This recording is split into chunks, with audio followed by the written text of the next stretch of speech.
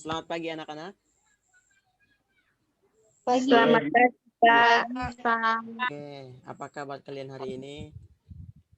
Baik. Baik, Pak. Syukurlah kalau kabar kalian baik. Berarti pagi hari ini kalian semua sudah siap untuk mengikuti pelajaran hari ini. Oke, Iya, baik. Pak. Oke, baik anak-anak. Sebelum kita memulai pelajaran kita pada hari ini, Pak minta salah seorang dari adik-adik semua pimpin kita dalam doa. Saya, Pak.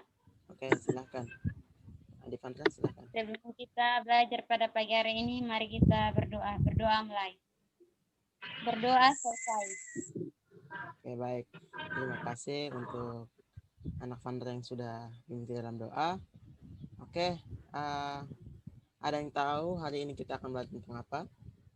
Baik, jadi hari ini kita akan belajar tentang sistem reproduksi pada manusia.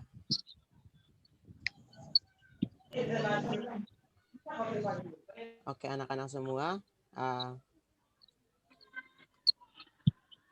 ada yang tahu apa itu sistem reproduksi?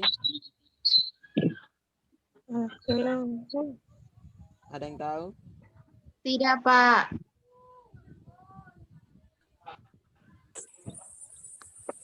Ya, jadi sistem reproduksi pada manusia itu merupakan suatu masalah yang sangat penting untuk dibahas.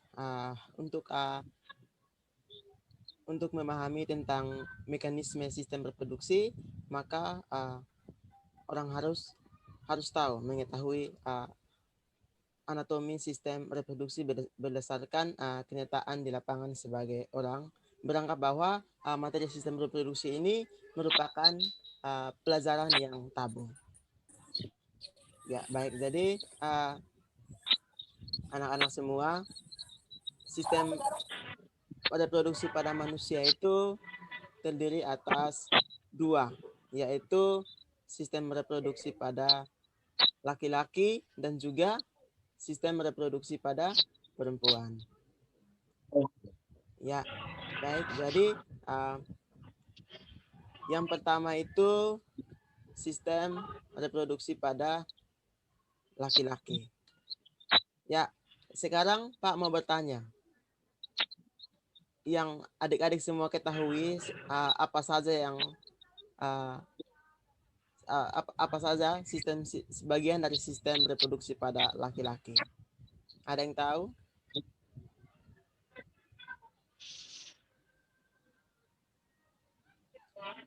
Ya, baik. Jadi sistem reproduksi dari laki-laki itu terdiri dari dua bagian, yaitu alat kelamin luar dan juga alat kelamin dalam. Baik, ada yang tahu alat kelamin luar itu terdiri atas apa-apa saja? Ada yang tahu? Alat Tidak, kelamin. Pak. Oke. Ya. Yang lain? Ya, baik. Jadi alat kelamin luar itu terdiri dari skrotum dan juga penis. Sedangkan yang kedua itu alat kelamin dalam. Ada yang tahu apa saja yang terdiri atas alat kelamin dalam?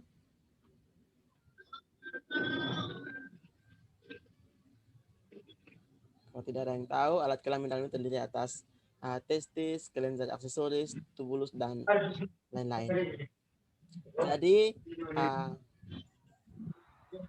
yang pertama itu alat testis. Ya, testis itu merupakan bagian alat kelamin yang berfungsi untuk menghasilkan sperma dan hormon testosteron di dalam testis dapat berperan sebagai berikut. Yang pertama itu ada tubulus seminiferus, yang kedua ada sliding, yang ketiga ada tunica albicans, dan ada sel centriole. Yang berikut itu ada skrotum. Ya, jadi skrotum itu merupakan sebuah kantong yang berfungsi untuk menjaga agar suhu testis di bawah suhu tubuh atau tidak jauh di bawah suhu tubuh kita. Yang berikut itu ada vas deferens, itu berfungsi untuk menyalurkan sperma menuju uretra. Yang berikut itu ada epididymis. Ya, epididymis itu sebuah saluran berkelok-kelok yang berfungsi sebagai tempat penyimpanan dan pematangan sperma. Yang berikut itu ada uretra. Ya, uretra itu merupakan saluran sperma. Uretra berfungsi membawa sperma ke luar tubuh. Yang berikut itu ada penis, alat kelamin luar. Penis yaitu merupakan alat kopulasi, dan kopulasi ini merupakan peristiwa masuknya penis ke dalam vagina untuk melakukan reproduksi atau menyalurkan sperma. Ya, yang berikut itu ada sistem reproduksi pada wanita. Ya, baik. Anak-anak semua, ada yang tahu sistem reproduksi pada wanita itu terdiri atas berapa? Ada yang tahu? Sistem reproduksi pada wanita itu terdiri atas berapa? Halo?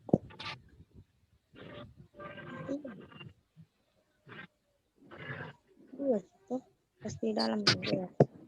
Ya, jadi sistem reproduksi pada wanita terdiri atas dua, yaitu alat kelamin luar dan juga ada alat kelamin dalam. Ya, benar sekali. Jadi alat kelamin luar atau eksternal itu meliputi klitoris, ada labia mayora, dan labia minora, lubang saluran kencing, lubang vagina, fundus atau lipatan paha. Yang berikut itu ada alat kelamin dalam atau internal. Itu meliputi sepasang ovarium, tuba fallopi, atau oviduk, dan uterus atau rahim. Jadi yang pertama itu ovarium. Baik anak-anak semua, ada yang tahu apa itu ovarium? Ada yang tahu apa itu ovarium atau indung telur? Ada yang tahu? Halo? Indung telur merupakan tempat kumpulan sel yang disebut folikel. Di dalam folikel, sel telur atau ovum dikembangkan. Folikel juga menghasilkan hormon perempuan yaitu estrogen dan progesteron. Ya, masih ada yang lain? Yang lain? Ada yang tahu apa itu ovarium? Ya, jadi betul sekali yang disampaikan oleh anak Vandra. Ovarium itu atau indung telur itu merupakan sepasang ovarium terdapat di rongga perut dan berfungsi menghasilkan sel telur atau ovum. Begitu. Ya, yang berikut itu tuba fallopi. Baik anak-anak semua, ada yang tahu apa itu tuba fallopi atau oviduk? Ada yang tahu?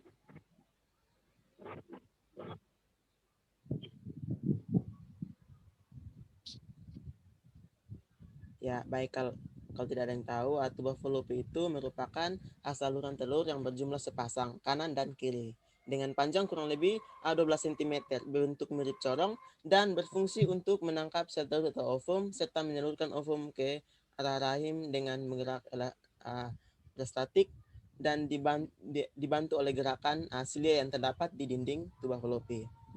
Yang berikut, rahim. Apa yang anak-anak ketahui tentang rahim? Ayo, siapa yang berani?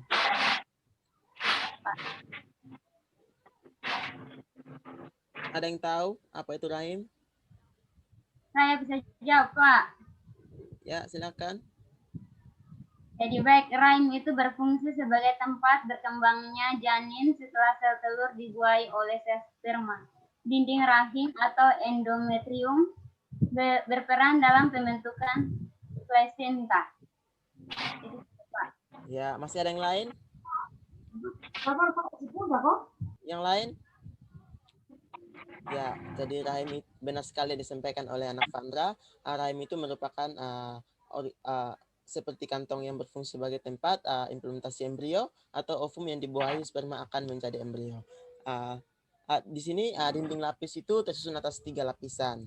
Jaringannya itu lapisan luar, lapisan tengah, dan juga lapisan dalam. Oke. Yang berikut itu vagina. Ya, baik anak-anak semua, apa yang anak-anak ketahui tentang vagina? Ada yang tahu? Tahu, Pak. Ya, silakan. Jadi baik, vagina adalah saluran yang menghubungkan lingkungan luar dengan rahim, sekaligus tempat mengalirnya darah menstruasi dan saluran keluarnya bayi. Ya, betul sekali yang disampaikan oleh anak Vandra. Vagina itu merupakan alat kopulasi wanita sekaligus jalan keluarnya janin dari dalam rahim ke dunia. Selain sebagai organ kelamin, vagina juga berfungsi sebagai alat untuk mengeluarkan dinding endometrium yang meluruh saat menstruasi. Oke, baik.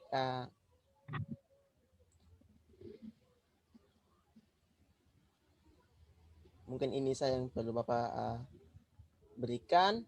Selanjutnya di grup WhatsApp Bapak sudah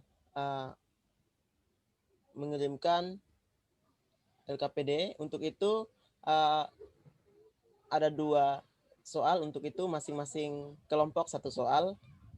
Untuk itu silahkan dikerjakan.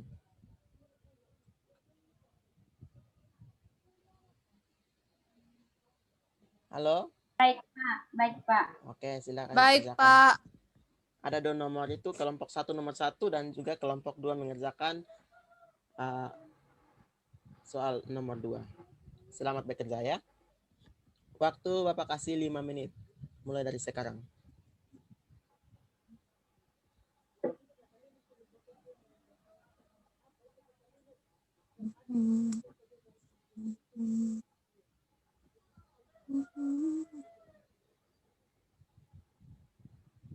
Ya, baik, waktu untuk kalian mengerjakan tersisa 1 menit.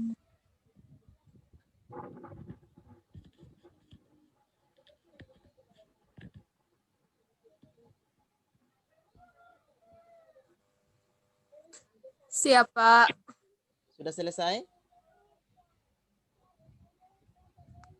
Sedikit lagi, Pak. Oke, baik. Bapak berikan waktu tambahan 1 menit ya. Ya, Pak.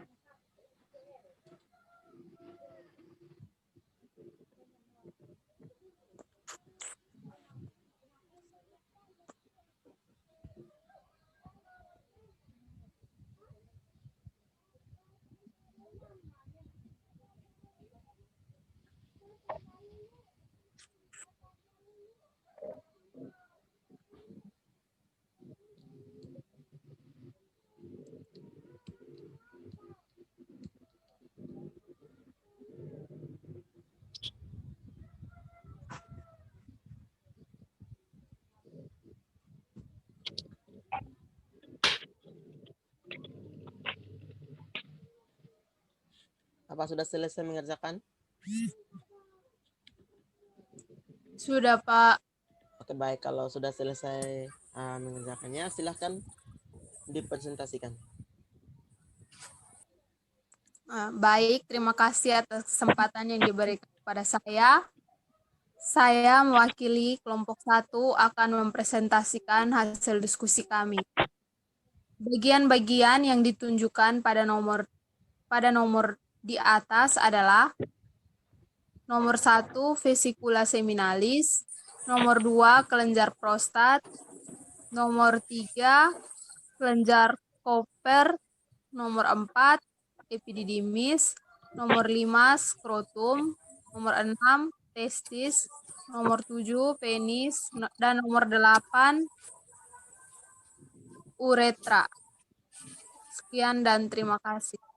Oke, baik, terima kasih. Kita berikan aplaus untuk kelompok 1.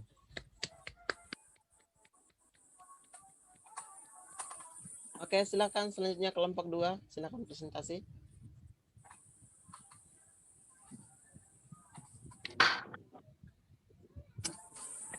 Silakan kelompok 2.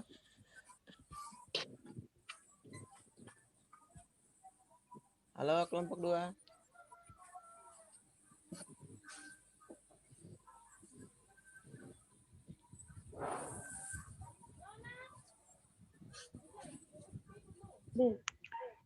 Ayo, kelompok 2.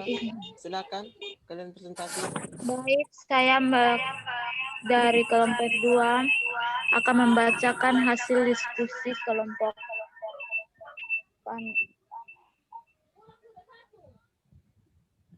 Ya, silakan. Bagian yang ditunjukkan pada nomor-nomor di atas adalah yang pertama ovarium, yang kedua rahim, yang ketiga vagina, Yang keempat, oviduk. Yang kelima, servis. Sekian dari hasil presentasi kami.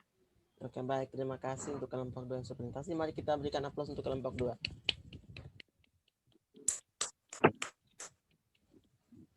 Oke, baik. Terima kasih anak-anak yang untuk partisipasinya dalam presentasi pada pagi hari ini. Oke, baik. Sebelum kita mengakhiri pelajaran pada hari ini, mungkin ada yang bisa memberikan kesimpulan pelajaran kita hari ini?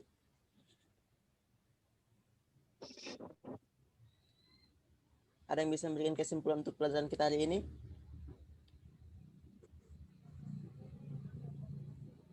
Anak kalian bisa? Bisa, Pak. Oke, silakan.